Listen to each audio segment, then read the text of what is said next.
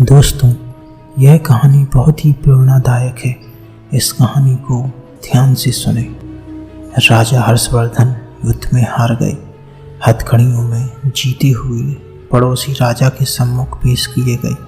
पड़ोसी देश का राजा अपनी जीत से प्रसन्न था। उसने हर्षवर्धन के सम्मुख एक प्रस्ताव रखा।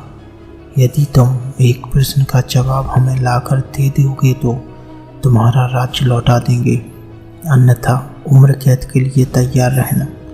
प्रश्न है, एक स्त्री को सचमुच क्या चाहिए होता है? इसके लिए तुम्हारे पास 1 महीने का समय है। हर्षवर्धन ने यह प्रस्ताव स्वीकार कर लिया।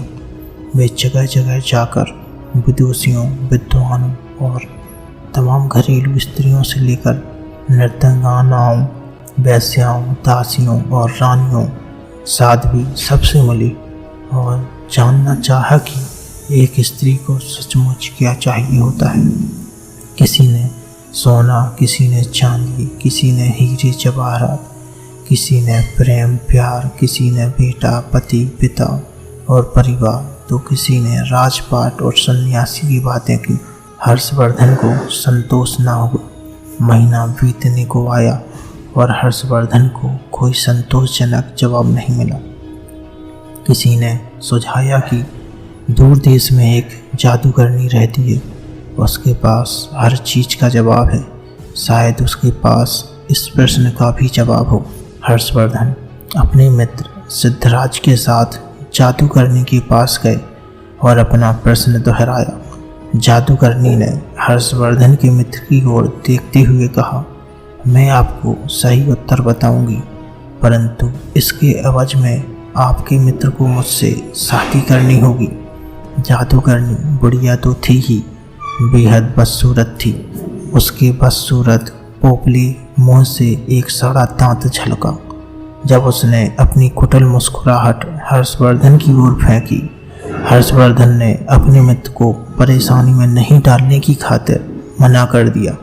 सिद्धराज ने एक बात नहीं सुनी और अपने मित्र के जीवन की खातिर जादूगरनी से विवाह को तैयार हो गया। तब जादूगरनी ने उत्तर बताया। उसने कहा, स्त्रियां स्वयं निर्णय लेने में आत्मनिर्भर बनना चाहती हैं। यह उत्तर हर्षवर्धन को कुछ जमा। पड़ोसी राज्य के राजा ने भी इस प्रश्न को स्वीकार कर लिया और उसने हर्षवर्धन को उसका राज्य लौटा दिया। इधर जादूगरनी ने सिद्धराज का विवाह हो गया।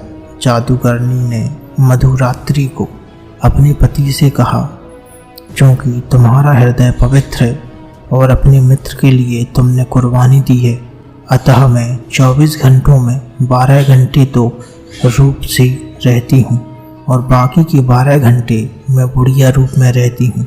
बताओ तुम्हें क्या पसंद है? सिद्धराज ने कहा, प्रिय, यह निर्णय तुम्हें ही करना है। मैंने तुम्हें पत्नी के रूप में स्वीकार किया है और तुम्हारा हर रूप मुझे पसंद है। जादूगरनी यह सुनते ही रूपवान रूप में आ गई। उसने कहा, तुमने निर्णय मुझ पर छोड़ दिया है तो मैं अब हमेशा इसी रूप में रहूँगी। दरअसल मेरा असली रूप यही है। बदसूरत बुढ़िया का रूप तो मैंने अपने आसपास से दुनिया के कुटिल लोगों को दूर करने के लिए रखा है। दोस्तों, इस कहानी से साबित होता है कि हमें महिलाओं को घर परिवार में सम्मान देना चाहिए और उन्हें निर्णय लेने के लिए बाध्य नहीं करना चाहिए।